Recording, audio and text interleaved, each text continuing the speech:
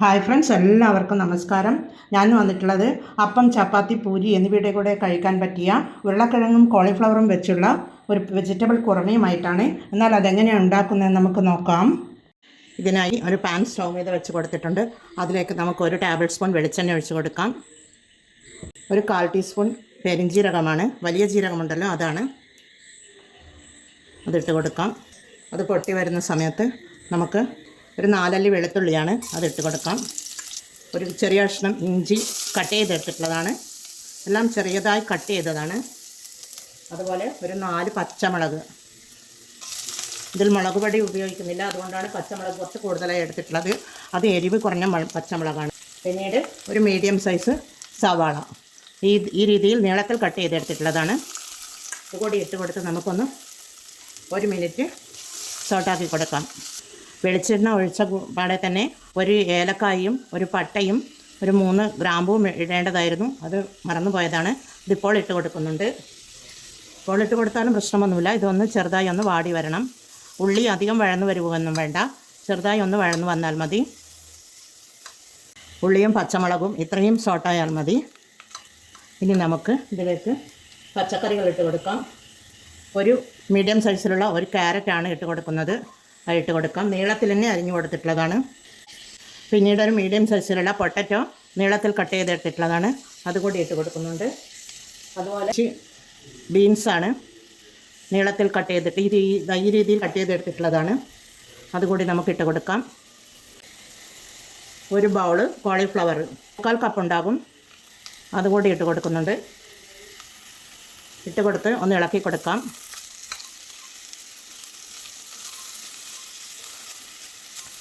ഈ പച്ചക്കറികളൊക്കെ ഈ കുറുമയുണ്ടാക്കുമ്പോൾ നീളത്തിൽ അരിയുന്നത് നല്ലതാണ്. പക്ഷെ ഞാൻ ഇതുപോലെയാണ് അരിഞ്ഞു കൊടുത്തിട്ടുള്ളത്.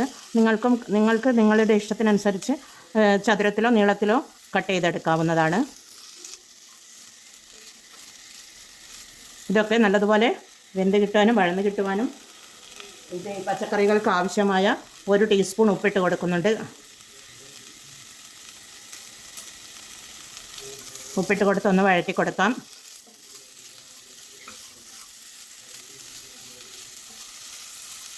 ഒരു 1/2 ടീസ്പൂൺ വെജിറ്റബിൾ മസാലയാണ്, അതുകൂടി ഇട്ട് കൊടുക്കാം. ഇട്ട് കൊടുത്ത് നല്ലതുപോലെ ഒന്ന് വഴറ്റി കൊടുക്കാം. ഈ മസാല എല്ലായിടവും എത്തുന്ന വിധത്തിലൊന്ന് വഴറ്റി കൊടുക്കാം.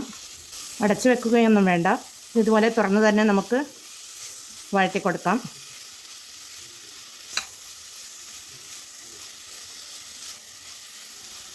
കോളിഫ്ലവറും ഉരുളക്കിഴങ്ങും വെച്ചുള്ള കുറുമയാണ് ഞാൻ ഉണ്ടാക്കുന്നത്.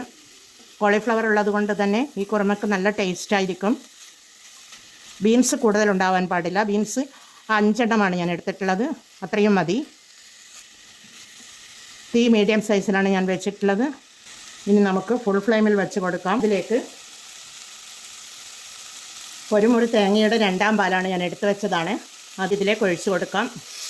2ാം പാൽ മാത്രം പോരാ, ഇതിലേക്ക് ഒരു 1/2 കപ്പ് വെള്ളവും കൂടി നമുക്ക് ഒഴിച്ചു കൊടുക്കാം. പച്ചക്കറി വേവാൻ ആവശ്യമായ വെള്ളവും ഒഴിച്ചു കൊടുക്കാം. പിന്നീട് 2 തണ്ട് കറിവേപ്പില ഇട്ട് കൊടുക്കുന്നുണ്ട്. എല്ലാം ഇട്ട് കൊടുത്തൊന്ന് ഇളക്കി കൊടുത്ത് നമുക്ക് മൂടിയിട്ട് കൊടുക്കാം. പച്ചക്കറി വേവാൻ ആവശ്യമായ 8 or 10 മിനിറ്റ് വരെ നമുക്കിത് വെയിറ്റ് ചെയ്യാം. ഇടയ്ക്കൊന്ന് മൂടി തുറന്ന് ഇളക്കി കൊടുക്കാം.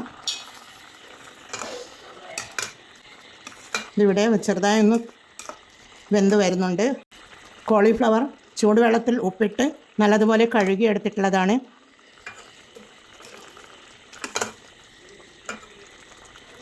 മൂടിയിട്ട് കൊടുക്കാം. പച്ചക്കറികളൊക്കെ നമുക്ക് വെന്ത് വന്ന് നോക്കാം. 8 മിനിറ്റ് ആയിട്ടുണ്ട്. ഇതിലൊക്കെ നല്ലതുപോലെ വെന്ത് വന്നിട്ടുണ്ട്. ഇതാ നല്ലതുപോലെ വെന്ത് വന്നിട്ടുണ്ട്. ക്യാരറ്റും അതുപോലെ വെന്ത് വന്നിട്ടുണ്ട്. വെള്ളമൊക്കെ വറ്റി വന്നിട്ടുണ്ട്. ഇതധികം ഉടഞ്ഞു പോകാൻ പാടില്ല. ഈ കുറുമക്ക് പച്ചക്കറികളധികം ഉടഞ്ഞു പോകാൻ പാടില്ല. പിന്നീട് ഇതിലേക്ക് 5 കാഷ്യൂ നട്ട്സ് ഞാൻ അരച്ചെടുത്തിട്ടുള്ളതാണ്, അത് ഇതിലേക്ക് ഇട്ട് കൊടുക്കാം, ഒഴിച്ചു കൊടുക്കാം. ഈ സമയം നമുക്ക് ഉപ്പൊക്കെ ഒന്ന് ചെക്ക് ചെയ്ത് നോക്കാം.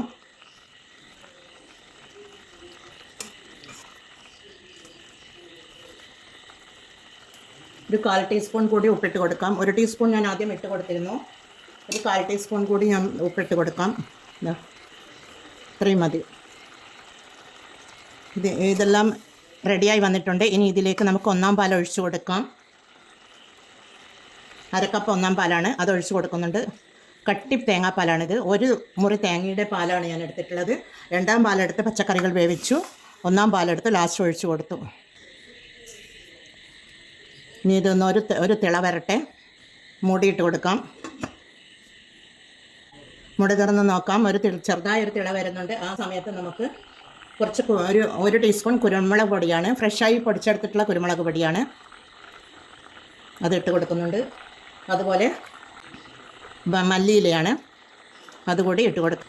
ഇല്ല, ലാസ്റ്റ് നമുക്കിതിലേക്ക് ഇങ്ങനെ 1 ടീസ്പൂൺ പച്ച വെളിച്ചെണ്ണ ഇതുപോലെ ഒന്ന് ചുറ്റിച്ച് കൊടുക്കാം.